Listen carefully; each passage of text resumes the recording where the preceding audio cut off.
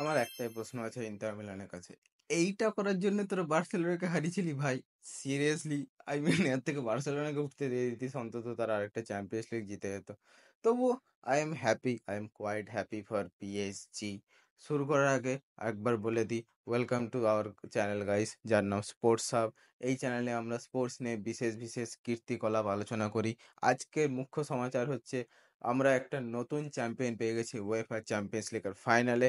এক নতুন team champion হয়েছে, ইউরোপিয়ান চ্যাম্পিয়ন। ওকে, বেশি হয়ে গেল, কেমনটা উল্টো পাল্টা বলে দিলাম। আচ্ছা যাই হোক, পিএসজি প্যারিস সান জেরমান তাদের সেকেন্ড ফাইনালে চ্যাম্পিয়ন হলো। প্রথমবার ফাইনালে উঠেছিল লকডাউনে, তখন 2020-21 সালে বায়ার্ন মিউনিখের এগেনস্টে, কিন্তু সেটা আনফরচুনেটলি জিততে পারেনি।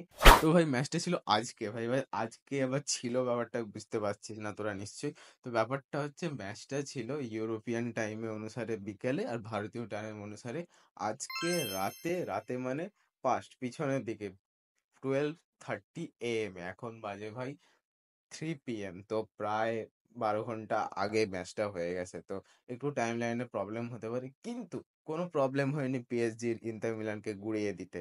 কোনো প্রবলেম হয়নি হাফ ডজন প্রায় গোল দিয়ে দিতে। প্রায় বলছি এই কারণে, কারণ আরেকটা গোল কম পড়ে গেছিল। 5খানা গোল দিয়েছে ভাই। উয়েফা চ্যাম্পিয়ন্স লিগের ফাইনালে 5খানা গোল একটা সিঙ্গেল টিম কয়বারে দিয়েছে আই হ্যাভ নো আইডিয়া। আমি তো লাস্ট যত উয়েফা চ্যাম্পিয়ন্স লিগ ফাইনাল নিজে দেখেছি, হাইলাইটস দেখেছি, কোনোবারে একটা টিম 5টা গোল দেয়নি, এরকম হয়নি ভাই। ইন্টার মিলানকে মনে হচ্ছিল না যে ইন্টার মিলান, মনে হচ্ছিল ইস্ট বেঙ্গল খেলছে ভাই। মাইরি বলছি, বিশ্বাস কর, আবার এই হলুদ জার্সি পরে চলে এসেছে। এই জন্য বলি হলুদ তুই পরবি না। কি সুন্দর নীল জার্সিটা ছিল। এবার ঠিক আছে, দুজনেরই নীল জার্সি, সেটা ম্যাটার নয়। প্রথমে হাকিমির যে গোলটা হয়েছিল না, বলে দিই, সেই গোলটার পরে হাকিমি হাত তুলে বলে, ওকে সরি, আমি পাচ্ছি না, তোমাদের পথ মেরে দিয়েছি, sorry for the language, but I am quite frustrated right নাও।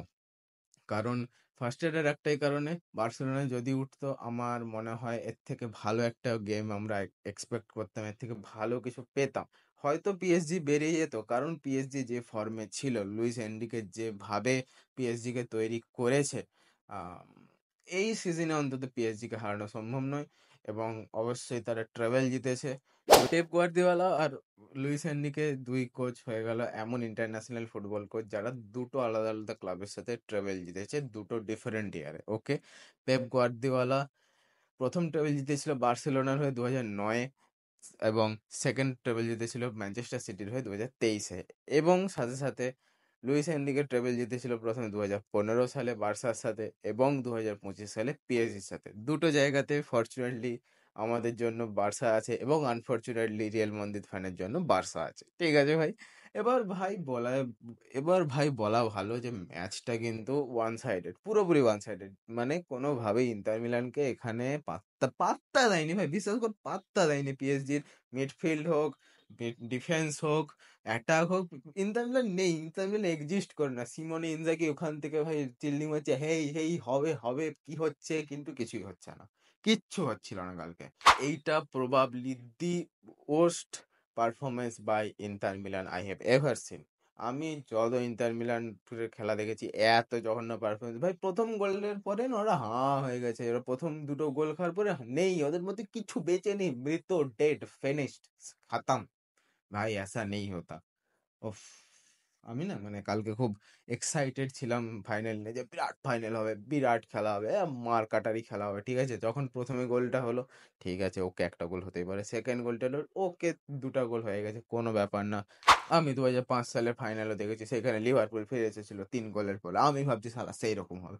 দিয়ে ভাই 3 নম্বর গোল হলো, আমার তখনও ফুল কনফিডেন্স। 4 নম্বর গোল, ও বাবা, 5 নম্বরেও শেষ। ও নেই নেই, খতম ভাই। এরকম এরকম ফাইনাল ভাই, মানে আমার ইচ্ছে ছিল না। আমি কত রাত অবধি জেগে চোখ তেড়ে বসে আছি এরকম করে, ফোনের মধ্যে ঘুমিয়ে গেছিলাম ভাই, হাফ টাইমে ঘুমিয়ে গেছিলাম। দিয়ে একটা কি নোটিফিকেশন না কি এসেছিল, সেই যার জন্য উঠলাম আবার। তখন মনে হয় 55 মিনিট মতো খেলাও হয়ে গেছিল, মানে সেকেন্ড হাফ শুরু হয়।